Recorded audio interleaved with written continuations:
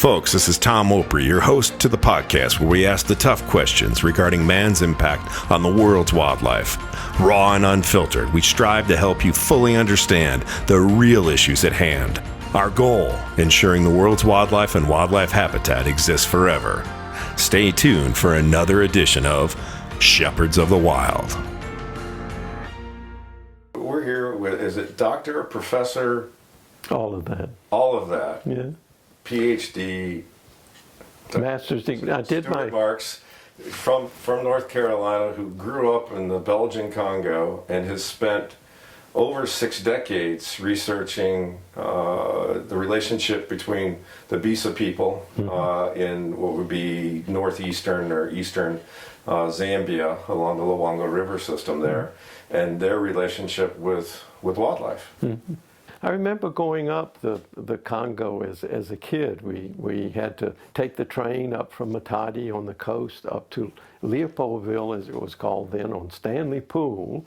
And then we took a back paddler upstream for about a week and a half and turned into the Kasai River and then to Port Franqui. And that was, I didn't realize this until much later, all of that infrastructure was put in. The railroad connecting it to the mines in Katanga was put in with CIA funding for the Second World War.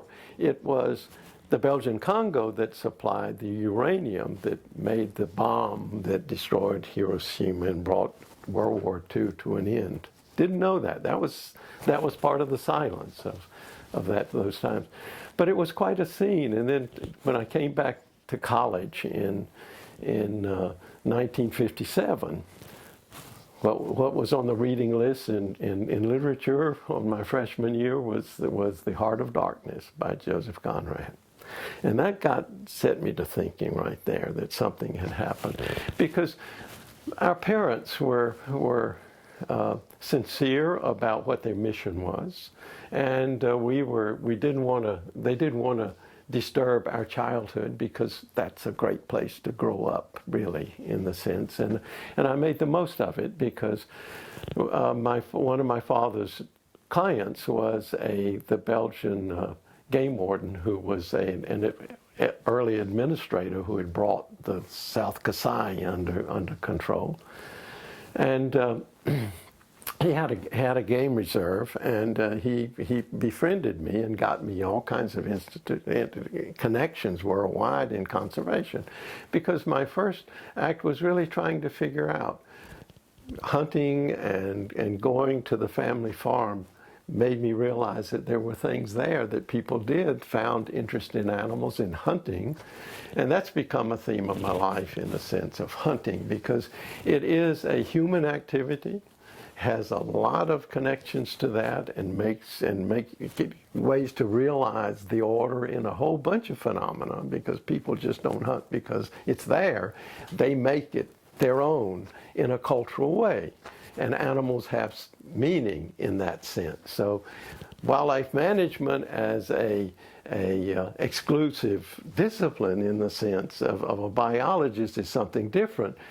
And managing wildlife, you can't do it without understanding a human component. And that's why I think for me it's been trying to understand this cultural component that I was introduced to in my early days in the Congo.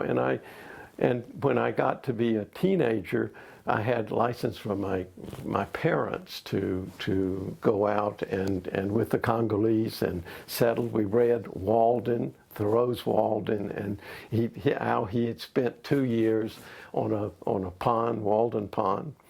And that was part of the kind of the romance of getting out there. And these Congolese men would help me, were mentors really, in a sense, language and understanding of what it was about.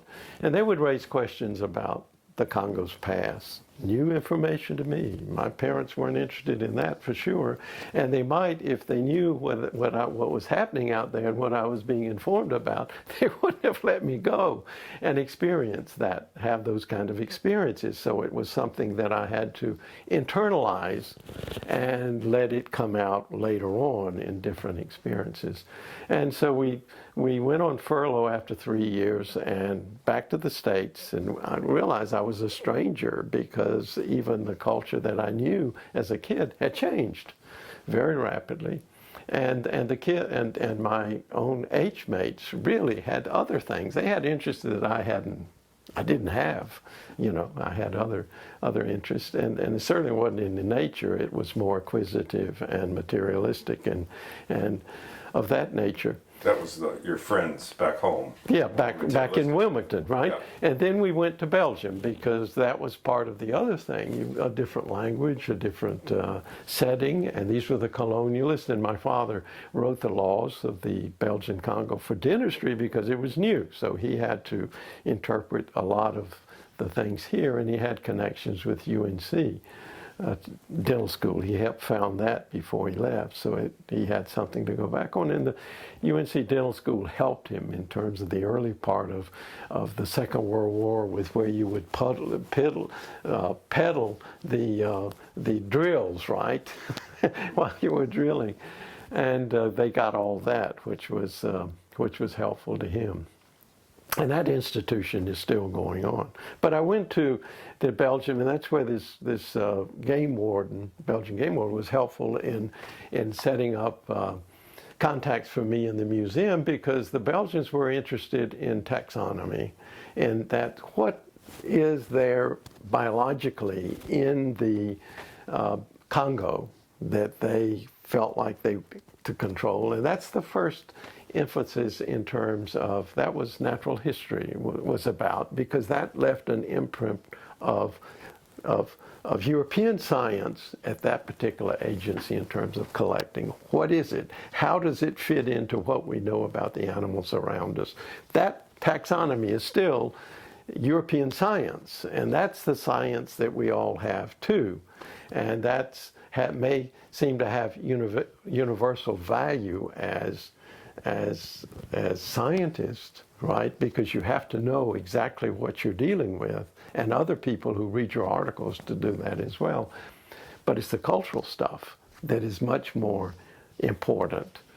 You see, national parks and the ways of managing wildlife is our history, our concerns, our culture, our ways of doing, our publications, the way we communicate what it's about. And it's a lot of commercialism, too. So when you say our, you're meaning white Anglo-Saxon, Indo-European decision-making processes. Yeah, it may be and even values. It may be even Southern, because Southerners approach wildlife, and has in the past, differently from Northerners, right? They reinstituted the plantation as a fiscal experiment to really bring Northerners down so they could pursue deer, quail, and the like on the plantation, okay, in which blacks were the ones that were the servants and would clean the game and all this kind of stuff, but really kept out of it. And then they resurrected Jim Crow laws to keep them in their place and redline where they were living, etc. So that's part of that kind of stuff that even as a Southerner, I didn't realize how deep it was in terms of divisive it was for people living in the South. We had people in our household. I had a mammy. We had people in work in the yard, etc.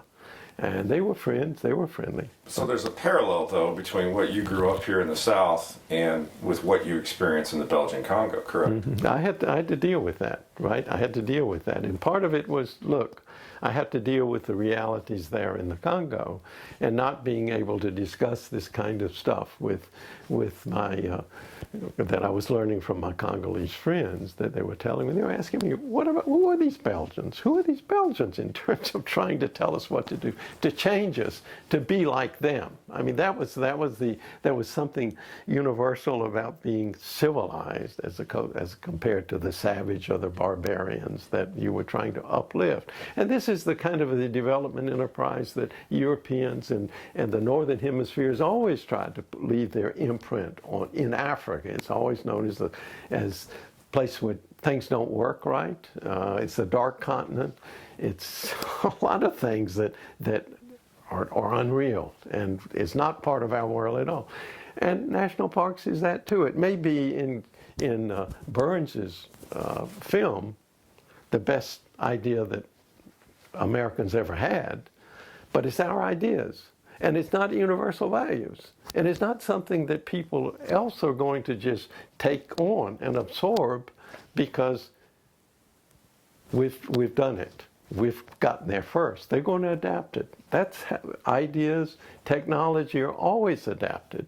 The same is true of guns and muzzle-loading guns.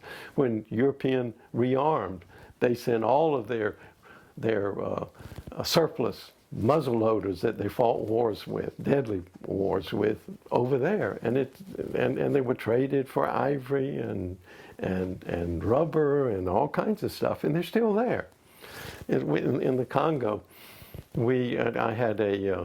I came in possession through the game warden of a de Brazza flintlock that was still operating in the 1950s. The buffalo killed the hunter, and therefore I had the skull and the gun, which I wanted to preserve, and that's in the collection in the archives at UNC Wilmington that I'm working on, and where all of this information that because I've really lived an unusual life in the sense of a cultural broker understanding about wildlife and people, because these are tied together. We are a part of nature, and that's what we have to contend with. We've compartmentalized disciplines, privileged disciplines in a way that create boundaries between understanding.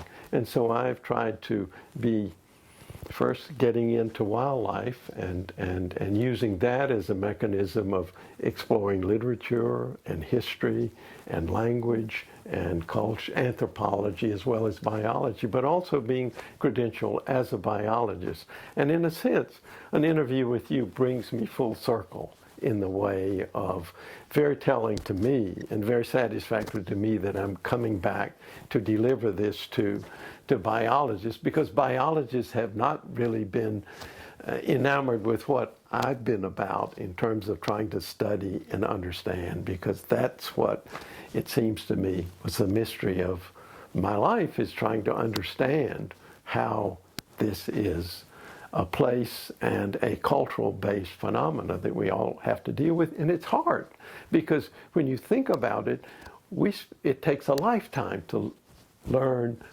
and cope with your own culture. It's like a fish living in water. He never experiences questioning about his own environment. He lives in it, right?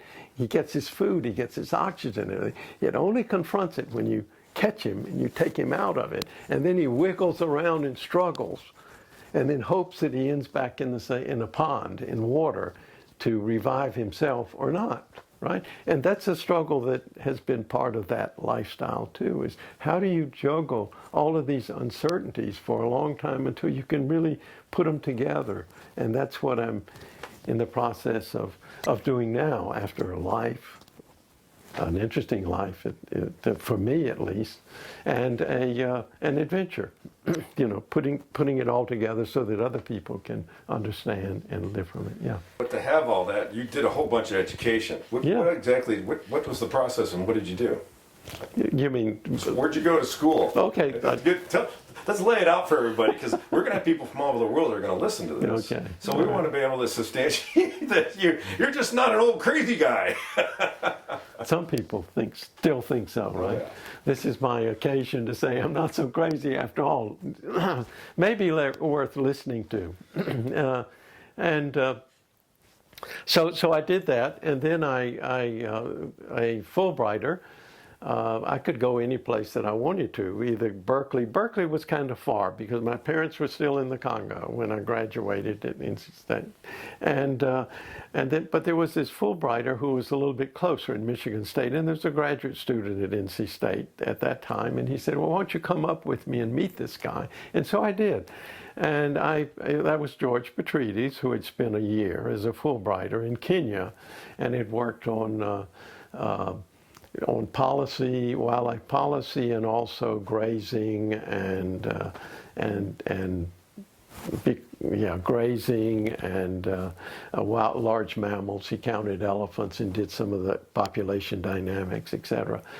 And so I was there 2 terms at Michigan State, and then came along the opportunity to go to Alaska as a field biologist for a year for one of his graduate students who was working on black bear, and that gave me the opportunity to work on a master's in sex and aging of black bear, because it was part of the determination of demographics of wild populations. You got to know what the populations, whether it has recruitment and sustainability through time, and what kinds of age classes are there, and what's being taken by hunters, etc. Very much a part of that. And so I did that. I had skeletal, some in alcohol, but I did a whole bunch of skulls. And so I worked out a system where you could tell the sex and the age. And that's where my father's dentistry was very helpful, because he said, Stuart, I think that they have lines in the canine teeth. If you look at the teeth in the cementum layers, where you could count them, you got to give a year and a half for the milk teeth that bears have, but you could count them. And sure enough, that it was. So he made some medial sagittal section, and that was part of the article, as well as some of the bones and the development of bones in the paws and the bacula, the male bacula, and the skull. The morphology of the skull and weights and dimensions were very important. And so put all this together and show how you could divide it into age classes for field biologists. So that was the thing. And it was while I was, when I first got up there to Alaska, I was stationed to St. Lawrence Island in the Bering Sea, very close to Russia. And I was positioned there to take toll of how the Inuit there on the island, who were all in the army, really National Guard, because that was so close to Russia, and they had a radar station on the island too. So you're talking about during the Cold War? During the Cold War. This is during the Cold War still, yeah. And so I would go out with them and stayed in a one-room house with an Eskimo couple, Inuit couple, which was great. And they were talking about federal biologists and how they didn't understand what that was about either. And so, I mean, there were a number of a few violations there, mainly among ducks, that they were taking. And I told them, be careful, because I'm not one of those, but I'm here to find out about walruses and seals and this kind of stuff. But be careful, because they can arrest you for that, even if you don't know it. And so that led to that kind of conversation. What is it about that? And he said, look, we've been here for a long time, right? We live off it. We don't have any agriculture. It's animals that we have to live off of, and we take care of them. And we do. So what you're talking about there is that they didn't understand being on the land for, centuries and centuries and centuries and generations after generation. The fact that people in Washington, D.C. had go ahead and created, national wildlife, or specifically waterfowl regulations, because they were being managed by the U.S. Fish and Wildlife Service. And these people on American soil that had been there forever didn't realize that there were now a new set of rules that just didn't make any sense to them, because... That's right. It's the same thing that Westerners have with Easterners, really. And Southerners have always had with the rest of the United States, until those barriers are beginning to break down as well. I mean, there are a lot of Northerners who have gone south because of the warmer weather. And so it was that I took back after I got to do some moose studies and caribou and brown bears flying over an area for a number of times with 3 different counters at different times during the day to see if we had comparable sightings on the bears on the peninsula. That was an interesting thing. That was written up and all. And so I went back and I told my professor, Patrice, I said, look, this is what I want to do. You know, I'm sensitive to this cultural stuff, right? And I think it has an important place, especially in global conservation. It's all right, the kind of management we have here, but you try and implement it elsewhere. You are in murky waters, and there are a lot of things you need to understand about it, that you need to build upon bases there. And if you look, and part of this is it is language too. You know, if you can't communicate, and they communicate to you in English, the best of them, or you talk to them in English and they translate it into it, you got to watch how it's translated because translators are very important, and they make it presentable, not what you said necessarily. And that's been one of the difficulties in conservation, to make those kind of those translations of what they were doing when you come and go. You weren't there for long periods of time. And that was I said, look, that's what I want to study. And he said, okay, establish yourself as a bona fide biologist, and I'll support you for your Ph.D. And so that's what I did. I finished my Ph.D., published it in the Journal of Wildlife Management back in 65, 66. And was fortunate, and I taught for him. I taught his courses so that he could go get training in radio under Odom, you know, because there was the atomic age, and the Atomic Energy Commission had money, and it was interested in the circulation of these toxic materials through rats and rabbits and quail and deer, etc. So that wildlife units had sources of funds for graduate students and the like. And so I was fortunate to get a Ford Foundation grant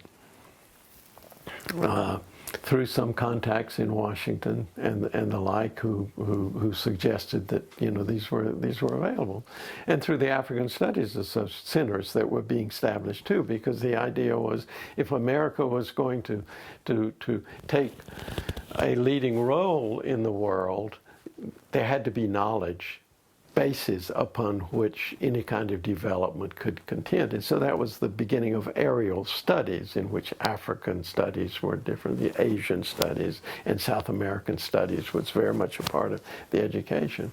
And so I had an advantage there too, in terms of getting in. And I was thinking about going back to the Congo, but the Congo was really in civil war, and it was not settled, etc. So I wrote up this proposal to the Ford Foundation among a bunch of contestants, and won one. The only one that biologists that I know of got one, really, has ever had one. And they asked me if I would go to England, because they knew more about connectedness and networks and in the social science and the humanities than I did, because I'd only been in the sciences. And that's where my education was. I said, sure, I'm amenable to that. I'm married to an English major, and she would be glad to go to England too and study with me, and we could study language and economics and politics and African languages, of which I already knew one. And so I got that, fortunately, and that gave me 3 years, a year of study.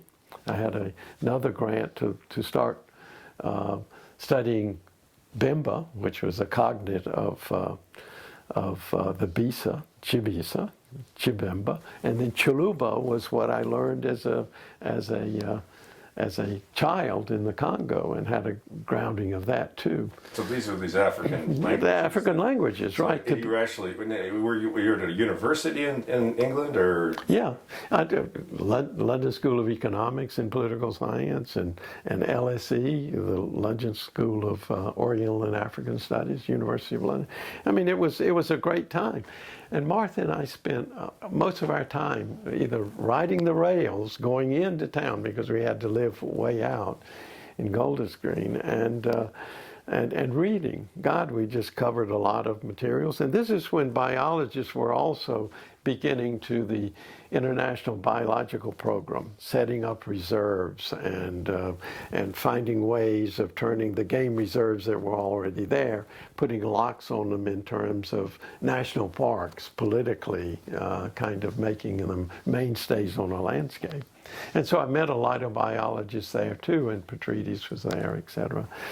And I sent a lot of letters when I was still at Michigan State with Petrides. He gave me a whole bunch of people that he knew who were Leakey and a lot of biologists that he had worked with, and they worked in the game department. And it wasn't very, I mean, they didn't think this was something that they would be interested in because they were still confined to understanding what the biological order was and really finding ways of managing it and having it institutionalized in that sense, in that fragmented sense. And so they said, well, maybe you could do something. Botswana was one of the ones that was most helpful. They said, yeah, I think we can find things, because there was a lot of wildlife use, dependency to, in Botswana. And the Zambia responded very favorably. They even sent me a map of the place, and it was in the Luangwa Valley, and it said, look, there's a place here that's surrounded on three sides by national parks and cut off from the escarpment from the plateau of northern Rhodesia, as it was then. And I thought, my gosh, that's my petri dish right there, right? I mean, surrounded by alienated territory, really, and people and animals living together, large animals, etc. And I figured that's a place that I should be, right? That would give me that. Really, did I realize that all those boundaries were so porous in so many directions that they didn't matter very much. And it's been one of the things that I've gone back to over and over and over again for 6 decades, you know, putting in years here or a couple of months every decades, you know, since. So the research you did there with the Bisa people, kind of summarize for me, you know, for people just quickly, what is it you were trying to accomplish and what did you accomplish? Okay, what I accomplished was a Ph.D. That was my personal quest. So that my first year and a half there was really kind of vacuuming as much as I could of information, landforms, where people hunted, getting to know hunters themselves, getting to know the social structure and the culture, learning the language too, and when you talk hunters, though, what you're talking about are the native people, hunters that's right. within those local communities. We're not talking about white safari hunters from Europe or for America. We're talking about people that have been on the ground since the beginning of time. Well, not really. I mean, they were migrants. They'd come in. They've been there for hundreds of years. Hundreds of years. Yeah. And it'd been a place that Portuguese had, one of the main trading and ivory and slave trades went right through the area and to the East Coast where it was sold. I mean, slaves were for carrying ivory after all. And that would have been when, the late 1700s into 1718 on to 1890. You know, 1890 is when the British assumed a protectorate over the area. And Nabwalia, which is where I was stationed, was an administrative center for the Luangwa Valley for a period of 8 years, established, and then they went on to up to the plateau, which was more healthy for Europeans. and got out of the valley because it's deadly hot during the summers. Even the locals are miserable during that time. They get away as they can, or spend time in leisure, catching up for what they do for the other part of the year in agriculture. And so what did I do? I had on my committee, I had 2 anthropologists and 2 ecologists, one in animal and one in plant. Okay, so I had to do that. That was part of the strategy for giving that for them. So if you look at my dissertation, it's called Large Mammals and a Brave People, and it deals with the ecology and the social structure and interaction between people in this area, and how they structured themselves in terms of they were dependent upon animals, wild animals, because of the tsetse supply. There were no domesticated animals to speak of. There were chickens and few ducks, feathered fowl, but not. And elephants and rhinos and hippos and leopards and lions they were. And they were as dependent on the wild fauna in a way to keep them out of the field. And the local hunters there was a commons. The wildlife was a commons, and they regulated it because they had some distance. This was very difficult for the administration to administer. It was a frontier in a real sense. It was at the end of the largest district, one end, the eastern end of a very large district, the largest in Zambia. They went all the way from the Luangwa River in the east to Bangwelu swamps in the west. That's huge. And Mpika on the plateau was the administrative district. They didn't like going down there because they had to have a whole safari of 100 and so people and armed guards take them down, escort them, and spend several weeks on tours looking at the place and making sure it was orderly and all that. So give me an idea. When you talk about this area, give us some sort of perspective that people here in the United States would understand, or Europe. I mean, how big was this area? I mean, was it the size of a U.S. state? I mean, just no, we've been filming is the size of it's bigger than Delaware. Okay, no, this was probably smaller than Rhode Island. I mean, because it was about 60 miles from the escarpment out to the Luangwa Valley, and it was a kind of a corridor there with people. And the reason why there were still people there, because it's a very scarce environment to make a living in. I mean, you have to know the spaces where there are goods, where there are plants, and these are not only agriculturalists, subsistence agriculturalists, because even if you produce a product of grain, maize, or sorghum, you've got to carry it out, and that means you put it on your head or your back. Chickens are much more portable and much more return value for your efforts. And so they do that, a lot of sales, and also mats and baskets and earthenware they take up to sell. So it's close enough, 5 days to walk, and then you have to sell it and buy things and come back. So it's somewhat distant, and it still is, because the road was not put in until 1960, and it's a very difficult one that has to be improved after the rainy season, and you have to build these bridges over the gulches because they're washed out. It's difficult, really. I mean, we took certain risks. That was part of it. That made us vulnerable. We were aware of our vulnerability.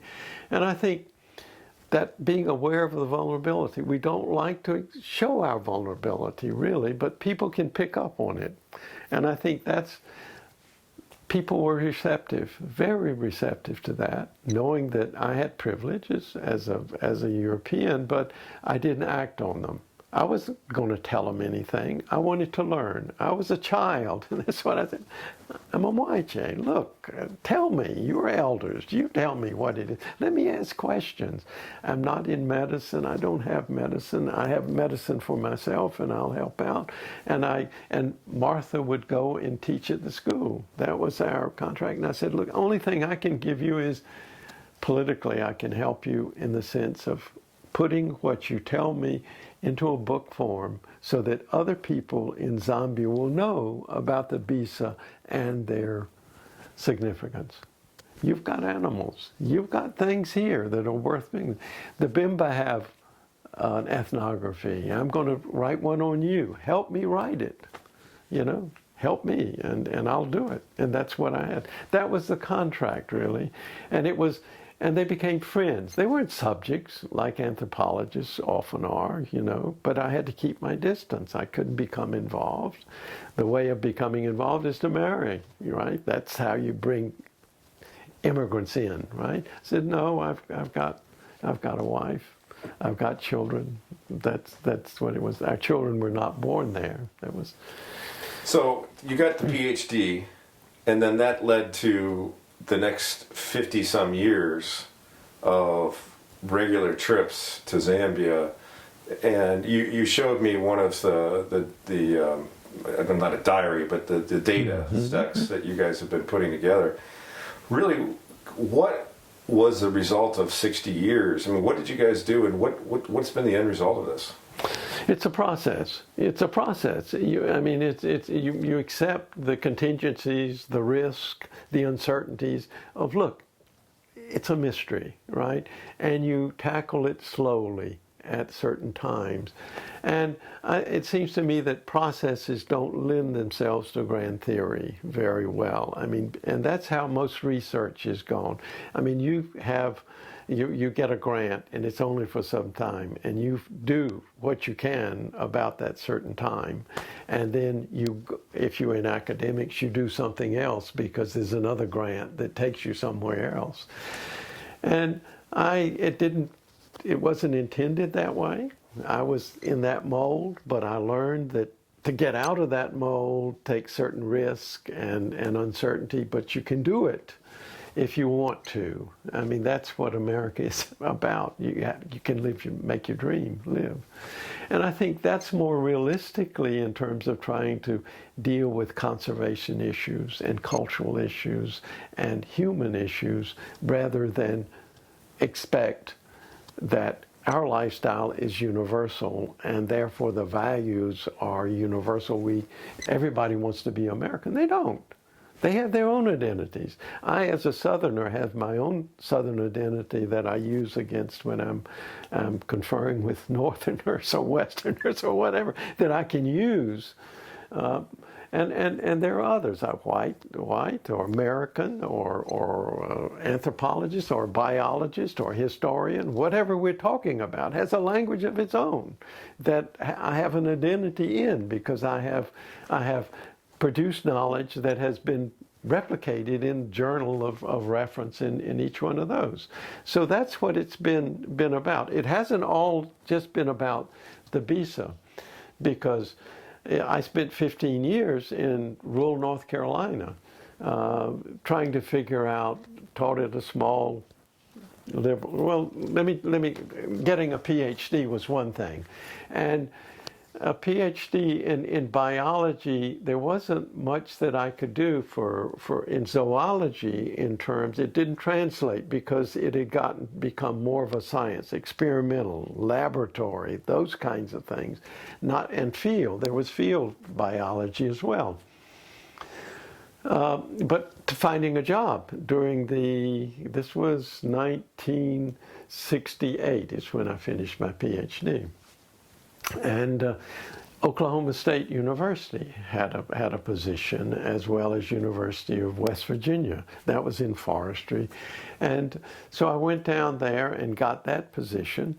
And I realized that was, my interest in wildlife and human beings were different from an academic role, really, because that's kind of certain kinds of knowledge that are repeatable, that you're there, you can teach graduates about or undergraduates about that, but then you get your grants from the state and federal government to implement wildlife programs in that particular state. That's how you get recognition at the university, and that's how you get your professorship, by working yourself up. So I was there for 2 years, liked it, liked teaching, but I decided that I need to come back east. I'm an Easterner, not a Westerner, really, in a sense. So this was Oklahoma. This is Oklahoma, yeah, where the wind blows and they call it Maria and all this kind of stuff. It's a great time. I learned a lot. You learn a lot from struggling, you know. And I got at a small liberal arts college and in anthropology. You know, they saw that I'd done that, and so I went there as associate professor. I got a promotion to come there, and so I figured, well, spend some time here learning anthropology, the practice and the teaching of anthropology, because you have to invest it in yourself. You can take all the courses you want to, but unless you can invest it in yourself and become one of them and think like one of them, you ain't got it, in a sense, right? And so I been publishing some of my work and working on my book, which was my thesis, pulling it all together. And so that was published in 1976. In 1973, I got a fellowship from the American Society of Learned Society and Social Science to go back for six months to study the Bisa and other hunters in Zambia, make a circuit in the northern province, and I did that. And I had a graduate student from Berkeley go with me as an archaeologist, and she was interested in, because she was with Desmond Clark and Glenn Isaac, who are archaeologists dealing with Africa and the early hominid paleoanthropology. What are the middens? What do they tell us about how man's beginning, etc.? And what do we know about earlier Africa in terms of what it lived off of in hunting, etc.? And so she was interested in the taphology of how do you know it's a predator kill as opposed to a human used thing. I mean, and there are ways you can do. I mean, they by little incisions on the bone, etc., and whether there are other breaks in the bone. And so had that, and that got me to Berkeley to teach they asked me to come out and teach for them a course on human predation through time in ethnology and in zoology, right, to a bunch of graduate students, and we took time, which was great. So I got to Berkeley and teach there for a semester while I took leave, and there I decided that, by gosh, you know, I've learned a lot from Bisa, from the Bisa, about wildlife and about life in general. What is it about rural North Carolina that I can learn from people here? And where am I going to get support for that? Guggenheim, a professor who I'd had in London, was teaching at Rutgers, and he was one of the people there that reviewed. And he said, yeah, this is very, very interesting. Why not? And but I got a National Endowment for the Humanities grant when they came out, in the humanities, right? All the way from sciences to the humanities, right? To do this study, because it was all symbolic about what is the interaction in with nature, and hunting is a good mediator of that, because it tells you a lot. And so I spent 15 years doing that. That's a hell of a lot, getting even undergraduates out there to have the fox runs and the fox chases and the deer hunts and quail hunts and rabbits and squirrels and all this kind of stuff, because it's all socioeconomically stratified. who hunts what, when and where, and who they do it, and what they wear, and whether dogs are involved or it's just people. And how do you secure the landscape for your privilege of hunting, right? That's what it is. It's political, it's economic, and it's social. Sets you into various groups. They're tribal, and it took a long time to learn. Each one has a vocabulary. You don't call fox dogs, it's foxhounds, and there are certain kinds of hounds and certain kinds of things, and there are certain ways that you hunt each of these animals, and there are sets of people that you associate with. And if you're a landowner, he may let you, if you're deer hunting on his land, but don't dare touch his quail, because that's the epitome of wealth and status. It's kind of plantation re-instructed. It's the kind of thing that Robert Ruark knew, Old Man and a Boy. He grew up in Wilmington. And Bob, there are others in Southern literature. Deer hunting was important. It goes back to colonial days. So that gave me the chance to deal with my Southern identity and how relationships with animal has done with that. And so I got a Guggenheim on that to study that after the Humanities Center. But that was a long time putting all of that together. So I have another book called Southern Hunting in Black and White, Ritual, Nature, and Ritual.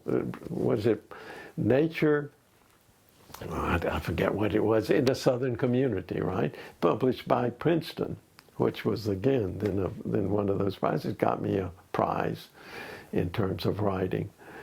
And so that was another dimension that I did, while I was also going back to see the Bisa at intervals. So I spent a year and a half with Martha, and then several intervals in the 70s, and then the 80s I got a Fulbright to go, and I could spend that time in the village. And it was there that I was putting it all together, because it's one thing. It's one thing to study what the interaction is in the bush, right? But it's also the distribution of those goods into the village and what that's about, and it's building up relationships among people. People matter so much more than cash. This is a good that is only worth so much shelf life, so to speak, right? It lasts only so long, so you have to distribute it in a way equitably among people you're related to, because they depend on. And you also protect their crops, and you also protect them against other lineages, and that's a responsibility. So that's a role.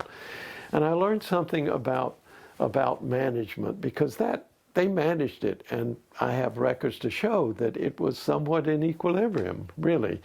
How did they do that? By managing the manpower of hunters. Who was hunting?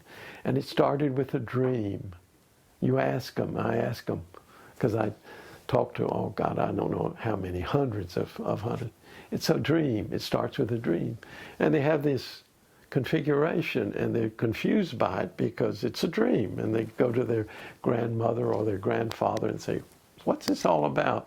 And for them, it's a way of interpreting a dream meaningful for the individual, because they say, that's your grandfather, or that's your uncle, maternal uncle, that is really saying, you become the hunter for us. You take that role of protector for the group. You may go to labor, to become a labor migrant for a while, but you come back and stay here, and the rest of the young men and the older men spend most of their time in migrant labor. Okay? And they come and they have gifts, they have funds, they send remittances back. That's your competition. But you have your ace in the hole is that you're there all the time, and you know the politics of the situation, but you're competitive with that because you can become headman or a significant person in that particular symbol of people. And that's where the competition. So I followed 3 generations of that, the one at beginning it, and that's what I write in the books about, yeah. I'm gonna just do something right here. Let's see if I can turn this lights off. Yeah, that's better. That way the background doesn't get quite as lit up. Oh, okay. It's nice and dramatic.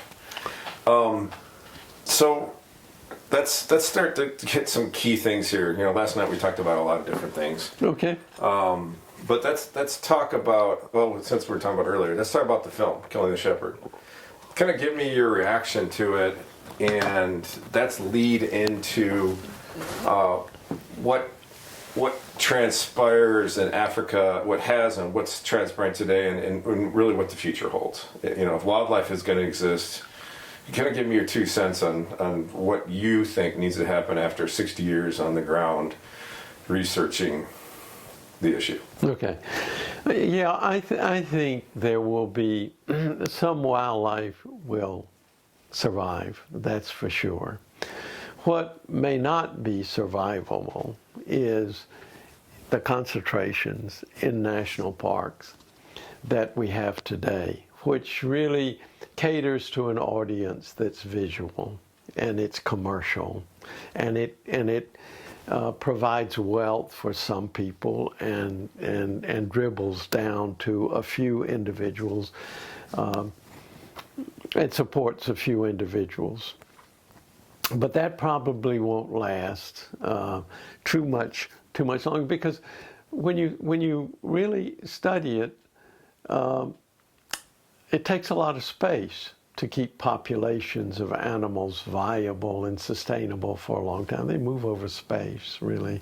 Elephants in particular, and even some of the smaller bucks. You've got to reserve space for them too. And so I think that some wildlife will be there, but we didn't take very good care of the bison, really. I mean, it was a few wealthy people who really were able to keep some alive for a long period of time, and the populations have built up. And I think something like that will be, hopefully, will transpire in Africa too, so that they will save some wildlife too. The problem is that the politics of the issue are Africa has been always that place for Northern Hemisphere people to look upon as and characterize Africa as the other, that it doesn't matter, that's different from every place else. What's the out of Africa? That's right. Analogy, kind of like in Montana when the river runs through it started. That's right. It screwed up all our fly fishing. No, I mean there are lots of similarities. I mean the dichotomies is way language is positioned anyway, and it seems to me the most meaningful things are in between those two, so that you don't get caught in prescribing those boundaries and saying, oh, you're over here, so we don't have to deal with that. You're going to become like us. No, it's not like that. We live in a very diverse world, and we're going to have to accept that. Not only that, but we aren't. We may have been created in God's image, but we're still a part of, like these other creatures who were created in an image that He had for them too. And we are part of this whole wide world and interrelated in ways that we hopefully will understand and will become a part of our being. You see, with the Renaissance in Europe, it started really in the sense in which they ran out of resources and realized that the resources that they were getting and needed were elsewhere. And Africa was one of the last places that were developed and colonized and tried to change to be really the supply depots of the Great North, industrial North, especially as it industrialized, and had advantages of transport and guns and God knows you many things, warships and everything to impress their will on, at least for a time. And I think so much of that is still there, still with us. It may be somewhat decolonized, but it's still, each country, it's been gazetted in a way that doesn't make sense from the standpoint of people living there, even today, there are groups of people living on both sides of a lot of boundaries. The boundaries of national parks are really along international boundaries anyway, and that's some difficulty, provides some difficulty. And it was most of the infrastructure under colonial time was to get the resources in the interior to the margins, to the coastline, so it could be transported, turned into products, and then sold worldwide and back to Africa. And you had colonists there who were the middlemen in those kind of transactions. Now there are Africans who are middlemen in there. And Africa does have natural resources, a lot of natural resources, of which wild animals is one of the romance of the Western world too, that's getting back to the Garden of Eden in a way, and it resonates in our own mythologies that we like to see it. And the way that national parks is in terms of spectacles, really, for people who are Christians or even Muslims, in terms of a Garden of Eden, as it was with all these animals. The problem is the Bisa lessons was, what do you do with all these animals which are competitors with you? You got to live with them somehow. You got to be on top of it, and you have to be open most of the time, because every day may bring circumstances when you have to really be careful, because you become vulnerable. And that's interesting, because we did a project with the Taltans way up in Dease Lake in the very northwestern corner of British Columbia. Uh-huh. And their elders that we did interviews with talked about the fact that they had followed the seasons, uh-huh, collected the mushrooms and the fish and the berries, and hunted mainly moose. That was their main protein source besides the fish. And they competed with the grizzly bear. And so that parallel there, they kept grizzly bears at bay. They taught the grizzly bears to stay out of camp, otherwise they were going to get shot. And it was very spiritual, though, too. Yeah. And there's probably a lot of symmetry or parallels to what you saw with the Bisa people in Zambia. And so, with the film we did, Killing the Shepherd, kind of give me your thoughts on what you saw in the film and how that, getting back to what we're talking about here, how is that going to affect wildlife and the people? What do we need to do? Well, that's a hard thing to do, because you're talking about Europeans still, right? And I think that's been the crux of the problem too, because we're outsiders. There are a lot of things we don't understand about place. And I think wildlife management has to be about place and how you set boundaries in place so that you leave reservoirs of wildness in your own life as well as outside, so that you can enjoy it.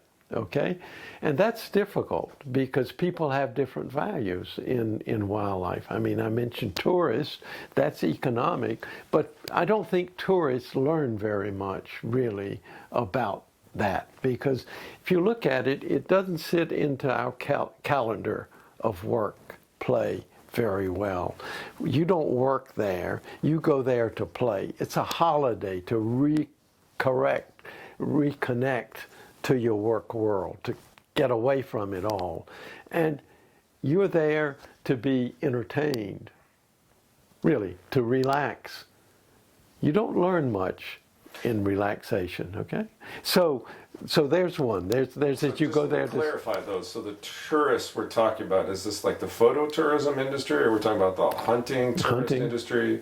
So any of these Europeans or North Americans that come to Africa, they're coming to relax and vacation, not to come there for an educational purpose. But in my experience in being in Africa, especially, I've not done a lot of photo safaris, but I've been on a lot of safaris, and I mean, it's never been about pulling the trigger. It's always been about the people, the environment, the issues with the wildlife, and learning about those things. And it's, my wife always likes to talk about the one stalker on a honey guide bird came up and so our professional hunter said, well, this is what's going on, and da-da-da. And, the rest of the afternoon, we were hunting Cape Buffalo, but the rest of the afternoon was spent following this sucker, and we got to him, and a couple of trackers went up the tree, and we created a little fire and smoked it out, and they were able to harvest some honey was incredible honey. It was much better than anything that you get in the grocery store. And we left some there for That's right. That's right. For the bird. Yeah, no. That's a tremendous example of that. I mean, they know what it's about, those kind of transactions in the thing. They know how to stop elephants in their track, just a loud voice and letting them know you put power behind your voice and it'll stop an elephant. Really, I've seen it happen many a time. But you have to be there and stand your ground and be prepared to run in case it's not. That elephant could be a sin animal and controlled by a sorcerer that's going to do you in, and he's got your name and he can do you in. You have to be prepared for that. The Bisa differentiate between three kinds of lions. One is a kind of a spiritual lion of order and self-identity and respect, and it's usually associated with the chieftainship, right? When these lions come out and come into the village and they roar and they let people know that something has been disturbed them, they know that's ancestral spirits telling us of the chief. The chief is the moniker of that, really. It's the chief's lion that's looking after the place, the Echalo, Inkalamoya Chalo, okay? And so I witnessed that living in the village, man. It's a frightful experience, but it makes you realize, well, look, something's happened that shouldn't have happened. We need to rectify it. Not we, but they, and me along with them. And then there is a sorcerer's lion, and those are the most dangerous ones because people have little sticks and charms that they can create lions out of nothing and send them and say, go to see so-and-so, settle my difference with so-and-so lineage, and kill this person. And I've interviewed people who've gone through that and have been mauled by lions and have survived. And then there is the normal lion that lives out there, and he knows his place. He stays in the bush. He's an ordinary lion. He's okay. You can chase him off. But you have to be sure, just because you see a lion, you have to understand his behavior before you can assess what you can do with him and whether you continue on your path or whatever. Okay? And the same applies to buffalo and to elephants and all the dangerous animals. Yeah. So you have to be careful. And I'm sure that among the Soli is very much there too. Pick up the information. Where do we go from there? Well, why don't you just kind of give me your first impressions of the movie? I'll just maybe talk a little bit. I think that was a different movie, and I think you were did a very excellent and sensitive rendition of what a person's position was, who was well-meaning, wanting to uplift people, to provide means of improving their own livelihoods, and to providing some of the cash and investing a lot of his own income into the enterprise. Okay? And I think some people understood that, that this was part of that exchange. Okay? Now, where does that go in terms of, how does that translate into meaning for the community?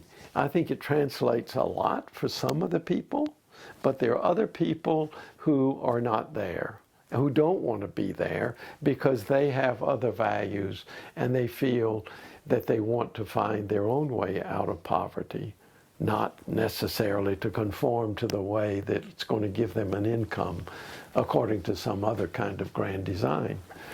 And not only that, he was very conscious of his position. I mean, when he says, when they challenge him, look, the last safari hunter that was there, he was here for 10 years. What did we see of him? He'd just come in and go. He may give us some meat, but that was it.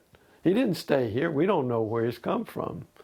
That was the advantage I had in the sense of come back. I knew people from the last time. I could catch up with them. What's happened? How are your children? Where are they? You know, how's life been? What have you done? How's it changed? How has hunting changed? So it's that continuity that his being placed there, he's invested in the place, makes him a serious actor. Okay, now some of this cultural stuff that I'm aware of is really what the catches are, because with success comes other people coming in who you don't know, and it's difficult for you to distinguish the people that you don't know very well. You know some of them, but not all of them. It takes a long time to know people, really, because people do play tricks on one another. And I think that's why the kind of research that I've done in terms of realizing that you have to own it over time, because it is a process. You learn early stuff that people wouldn't tell you before. They said, and when I'd ask them, I said, how come you didn't tell me that way back in '67? He said, well, you know, I didn't know what you'd want to do with that information, and I wasn't relaxed about it, etc. But now we know each other and we're friends, and it hasn't hurt. And I can say for the Bisa that I've known, I have really consciously not done anything or published anything that would increase their vulnerabilities beyond what they already had. And I can say that honestly. Well, and I'm in the same boat. I've had many people ask me about the chiefs that we have in the Kingdom of Shekabeto, that obviously we had 2 chiefs die during the 4-year period of filming, which is not normal. Yeah. And one of them definitely was poisoned based on, a medical analysis, and autopsy. And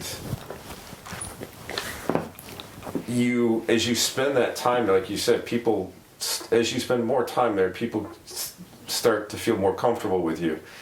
And even if they don't tell you outright, if you're fairly intuitive, you can start reading between the lines.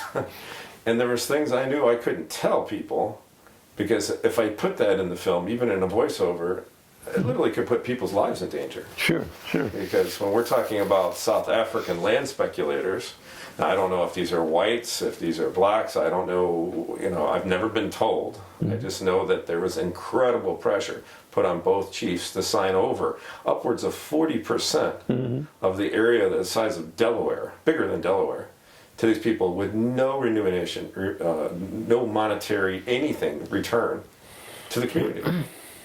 And the only way these people can get there and do these things and have that kind of leeway, I mean, they've already sold tracts of land, is to have government participation. Somebody in the government has to approve this. That's right. And so when you have these chiefs that say no, no, no, and the next year they're dead, it makes you wonder. Yeah, no, they become dispensable people. And that's how a lot of people feel in those restricted environments. Right? It's comparable there in the Luangwa Valley too. Paul Tudor Jones, do you know who he is? Yeah, I know. Yeah. Mm-hmm. He came. He wanted a place where he could provide a vacation for clients, good clients, and for himself, and we could generate the capital. Yeah, and he was a good thing. That didn't work out so well, because remember that those national parks came from Bisa land, and they had history of that, and their local history is longer lived than bureaucratic history, because they try and make it new in keeping with their legislative mandates, and it keeps changing, and so they're constantly changing, and those memories are sticking there. He wanted to get the whole corridor. It was divided into two groups, and two game management areas. Two game management areas, or 3. They wanted to do 3 so they could put up a quota, which was another, you have to watch bureaucrats because they think on a different plane from what's practical or anything outside of their doors. And so they got tossed out of they came on the plane, and I knew the people who were trying to vet it with the chief. You know Adrian Carr? Or Norman Carr, you knew. Yeah, Norman. Yeah, Norman. It's his son. He was a safari operator and connected with Freilich. He was another professional hunter who worked with Tudor Jones. Yeah, and they were good friends of mine too, because that's how I would get in. They would take me from Mfui up, and then I'd walk in, or they'd take me to Nawat, and I'd sit there and then walk back to them, and they would get me out. And, they were thrown out, and there was a big problem that developed politically because the government wanted Tudor Jones with all his wealth there, as well as in what was the chief doing? Well, the chief had chief justices in the judicial system telling him what to do, and I have records of that, you see, in terms of what they said. He said, don't you take this kind of thing. You don't take 99-year leases on land like that. You give them, you make them pay, and it has to be in very small increments. Because you don't know, once you lose the land, man, you've had it. They tell you what to do. It's your land. It's your heritage. It's not theirs. When you sell it. So what happened was the local chiefs were able to push off, and the big cat money guy from the United States. Thanks for listening. You can find this podcast wherever great podcasts live, including on the Shepherds of Wildlife Society website at shepherdsofwildlife.org. Please tell a friend, and let's save wildlife together.